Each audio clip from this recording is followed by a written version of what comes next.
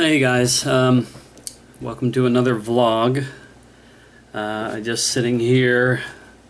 Actually, I was fighting with the camera there for a little while because I couldn't get the videos that were recorded on it deleted, because I've had this thing, this irrational thing that if I don't delete what's on the camera, when I go to do a new video, it's gonna like screw me up as far as my timing goes on like how many minutes are available on the camera to record a video. And I mentioned in some previous videos that I often delete stuff almost immediately after it's uploaded to the computer or downloaded to the computer. I keep getting that mixed up. But I had a second video I had recorded a few days ago before the last vlog. Just randomly, like late at night, decided to record this video, and I'll probably upload it at some time. It'll be my first ever kind of like saved up video for a rainy day or whatever, when I just don't feel like sitting down and doing one. I already have one in the can, so to speak. But I couldn't figure out how not to delete it without deleting, or how to delete the vlog, the last vlog that I did, without deleting that other video. For some reason it just wasn't wanting to work right, so I had to go ahead and download it to my computer so I could take it off the camera. Anyway, blah blah freaking blah.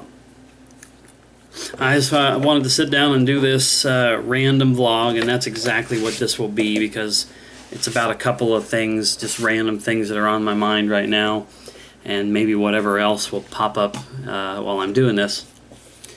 But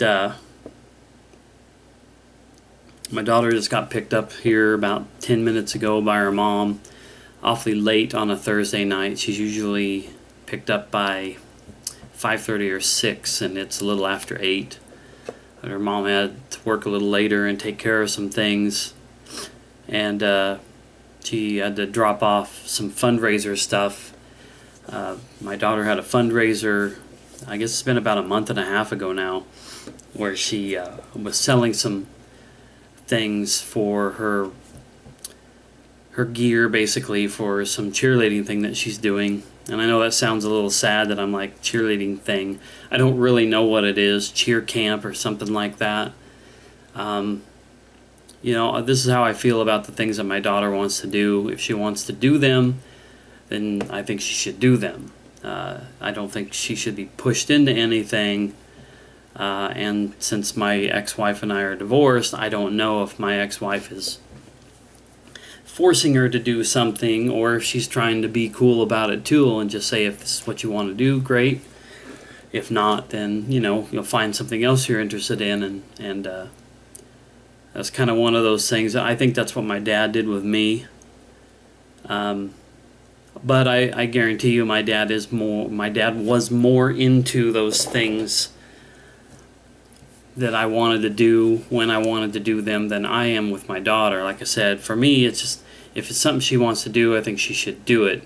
But I can't necessarily see myself getting all excited about it, and I'm unfortunately, I just haven't had that thing switch on in my brain yet, that I should really get behind those things when she does them. That wasn't really the point of why I brought it up. The fundraiser stuff was dropped off, so I get to take that to work tomorrow and, you know, and divvy it out to the people who bought stuff. But I wasn't able to buy anything for this fundraiser because I just don't really have the money. I'm doing whatever I can right now to make sure that bills are getting paid, gas in the truck, food, and all this and that. Pay something on my child support. My ex-wife has decided to go ahead and have the state start taking it out. So here in a while, she said it could be a couple of months max. It will probably start coming directly out of my checks. In the meantime, I have to mail the payments to them. I can no longer give the money to her. And I'm not sure if that's a good thing or a bad thing for me. Like, it enabled me to be able to have some money to buy some more groceries and just feel a little more secure the last week and a half, roughly. But at the same time, it would have been money I would have given to her, and I didn't send it into this thing. and I got paid today, and I will be making a payment, but it won't be the full amount of what's owed right now. And I don't know if that's going to make me feel like, since I don't have to actually hand it to her, I have to send it off, that responsibility, and that's not really the word that I'm looking for, but that responsibility is no longer right there in my face. It's not a person who comes to my house to drop off and pick up my daughter. It's now sending something off into the mail. Like I said, it's only for a short period of time before it actually starts coming out automatically, and then I don't have to mail it off. And yeah, mailing it is kind of risky. I mean, it feels risky. It feels like there's always a chance that you put a check in the mail and then it gets diverted, it gets lost, it gets destroyed in the mail, someone takes it or whatever. There's some anxiety involved in that, like everything else for me. There's anxiety in all things. I was kind of pissed off when it first happened, because I felt like as soon as that starts coming out directly, whether or not I have the money, it's going to come out. Whether or not I need the money for rent or something else, it's going to come out. It's kind of scary a little bit when you come to think about it, because all of a sudden that just seems to mean that money is more important than anything else. And there may be some people out there who would say child support is. But, if I don't have a place to live, if I don't have electricity or water or other utilities, my daughter can't come over to the house, that's no kind of life for me. Eventually, if I don't have a place to live because I couldn't make my rent payment, and it's been so many times that it's been late or short, pretty soon I don't have a place to live, period, and then I'm out on the street. I mean, maybe that's a lot of overreaction and over-dramatizing of it all, but I don't really feel like it is. I feel like at least I had some flexibility there a little bit, because I have a relatively understanding ex. And now if it's just all automatic, it's just gonna, I don't know. I don't know where in a couple of months I'm gonna be at whenever this all actually starts kicking in. But anyway, that's really not that big of a deal, I guess, right now. At least I'm not gonna sit around here and just dwell on it. I've known this for a while. I haven't even done a vlog about it before now, because it was just on my mind. The whole bit of not being able to buy something for my daughter's fundraiser, but being faced with this thing over here where the money's going to come straight out, and who knows where I'll be sitting out at that point. But I guess we'll get to that bridge or cross that bridge when we get to it. Then again, y'all may not know anything about that, because if I can't pay for electricity and internet, I won't be able to post vlogs. You heard it here first. But other things that were on my mind, kind of random, but I've been addicted to this song that's been out for a while. Let's see, when was this put up on YouTube? May 6th. So that's been over 2 months since the song has been on YouTube. I think I only got reminded of this today and over the last few days, because I've been watching a lot of YouTube in terms of music. But anyway, before I say her name wrong, I'm going to look it up and make sure I pronounce it right. I hope I pronounce it right. Oh well, this isn't going to help me at all. Well, her name is either Sia or Saya. I hope it's one or the other. Sia or Saya. She's a Australian singer, songwriter. The song is Chandelier, just to get that out there, because I don't want to forget it. But her song Chandelier is something I've been watching and listening to here lately. Like I said, it came out more than 2 months ago. I remember watching the video for it sometime not that long after it came out and finding it strange. You got this little, I think she's 11-year-old dancer in a Sia or Saya style blonde wig, cut off short like the artist herself. And she's dancing around, dancing like interestingly. I don't know if it's supposed to be interpretive dance, if it was some sort of a freestyle thing, or if it was actually choreographed. But it's cool, it's interesting, it's different. The song seems to deal with alcoholism, especially from the point of view of like party girls. I don't know. I can feel that there's something quite haunting in the lyrics, and the music itself is, I don't know, I just think it's an amazing song. And it's not like the kind of typical like younger girl, like late teens, early 20s party girl type music. It's pop song, all right, but it seems to be deeper than that. I don't know. I'm not a music reviewer. I just know what feels good and sounds good when I listen to it. And this is probably like one of my favorite current songs. It's pretty amazing. I don't know. For me, it's a really good song, and I was listening to it a lot today. And I remember I'd heard this lady before, this Sia or Sia. Sia. I think I'm going to go with Sia. I'd heard Sia before. She has a song on the soundtrack to one of the Twilight movies. I can't remember if I've ever laid this out there before for people, so here, add another random part to this vlog. But I like the Twilight books. I like the Twilight movies. I especially like the soundtracks to the Twilight movies. They had a lot of really good and interesting music on them. A lot of groups I'd never heard of, never been exposed to, and she was one of them. She has a really good song on one of the soundtracks, and now I'm gonna have to get on here and look up, see if I have that particular soundtrack on this computer,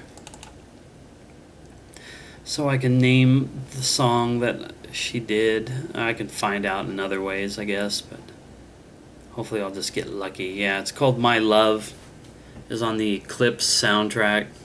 Like I said, I offer no apologies for the fact that I'm a fan of the Twilight books and movies. I don't think they're the most amazing thing ever. I don't go gaga over them because I'm not like a 16-year-old girl. But I read the books, and they were interesting. They were a different take. A lot of people want to say they're insulting to vampire stuff. It's just a story, man. This lady, Stephanie Meyer, wrote a couple of books, and they got popular with a certain demographic. And they were popular with my ex-wife when she and I were married, and I read the books when she said she wanted to go see the movie, the first movie. So I read the book and read them all after she did. I've seen all the movies except for the two parts that make up the last one. I own them, I just haven't watched them because the last couple of years I just haven't watched a lot of movies, even though I've bought them. But yada yada yada, who cares, right? But the soundtracks, like I said, they just blow me away. They're loaded with songs from groups that I wasn't familiar with then, groups that have, years later gotten popular, which is pretty cool.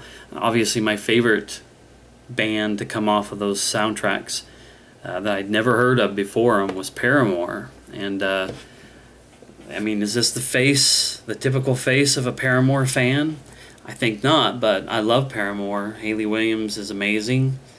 And if it wasn't for especially the song Decode, I never would have known who they were. And I was interested and got into them, and they're like I said, one of my favorite bands. Definitely in my top 10, maybe even in my top 5 nowadays. That'll be a video for another time, though. I will probably try to do a video at some point detailing my top 5 to 10 bands, artists, musicians, singers, whatever. But anyway, back to Sia. I just think that she's different, and the more I look at her stuff, like she's written and collaborated with,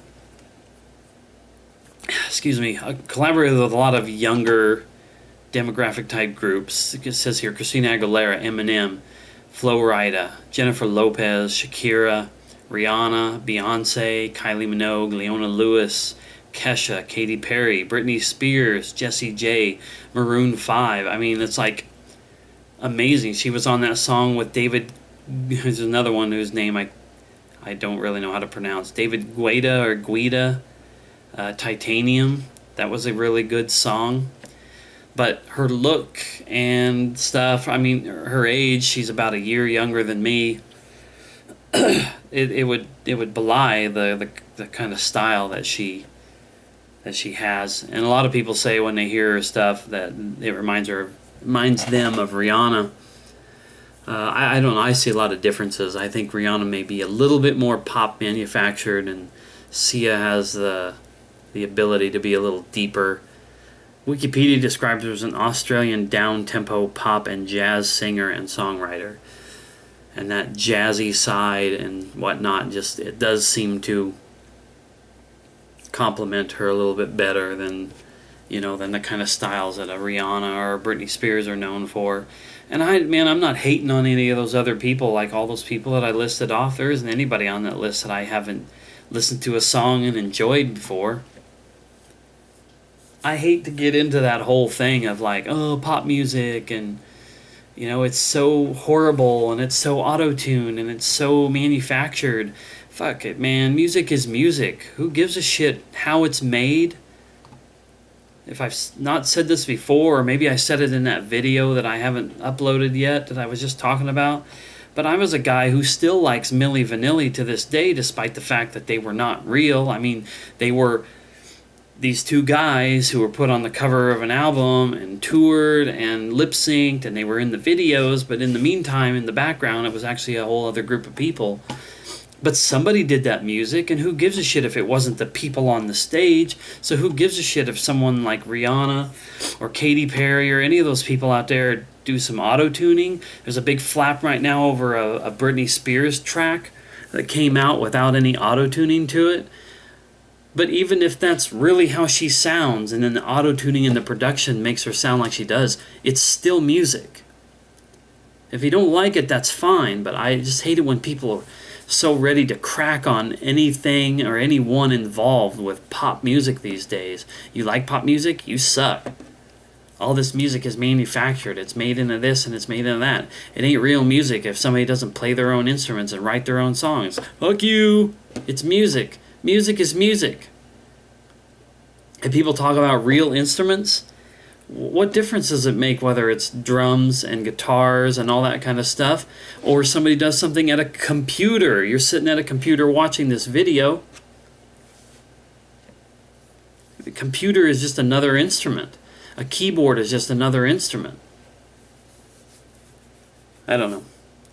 I'm not trying to rant or go off on this particular subject, but I do get a little pissed off when people want to take shots at people's musical tastes.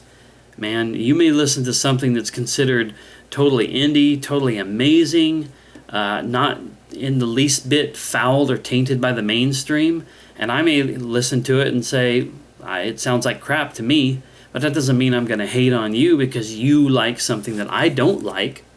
Just because I like something that everybody else likes doesn't mean that that's wrong. Anyway, who cares? That song, Chandelier, I think it's pretty cool. The video is very interesting and unique, and I was listening to it a lot today, in between playing some games and whatnot. Games, that seems to be what I do whenever my daughter's over. She spent a lot of time playing Minecraft. Xbox is off over there and my TV is on, and that kind of bothers me, so shut that off for now. But I played some games, played some Gmod. Yeah, this was something I wanted to talk about before. I knew if I sat here long enough I'd remember some stuff. Just something I wanted to add to my Gary's Mod favorite game video. At that time, I'd only played Prop Hunt and Murder for the most part, and I'd wanted to get into hide and seek. Well, I'll tell you what, I've gotten into hide and seek quite a bit here lately. It's really, really fun. Really look forward to hide and seek videos on YouTube from my favorite YouTubers, guys like C-Nanners and Gassy Mexican and Minx, D-Live, Ohmwrecker, all that group and several more that play with them, Chilled Chaos. Love to watch their videos for it.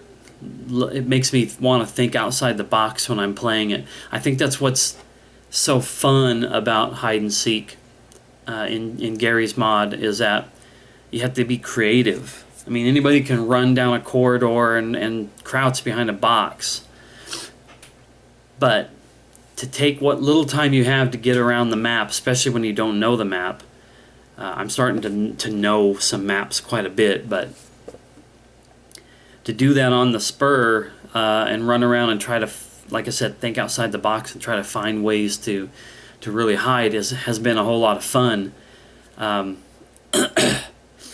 There's a YouTuber that I watch by the name of Namu Ninja, a smaller channel, but pretty cool guy. I've actually played with him on his streams a few times. Played Prop Hunt. And some of the things that he says in Prop Hunt is very well when it's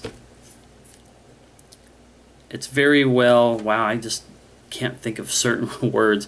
It's very well applied to hide and seek, which is less is more, obvious kind of stuff, as opposed to like in Prop Hunt. He's like, I pick a big prop and stand right out in the open and wait for people to see if they get me. Most of the time they don't.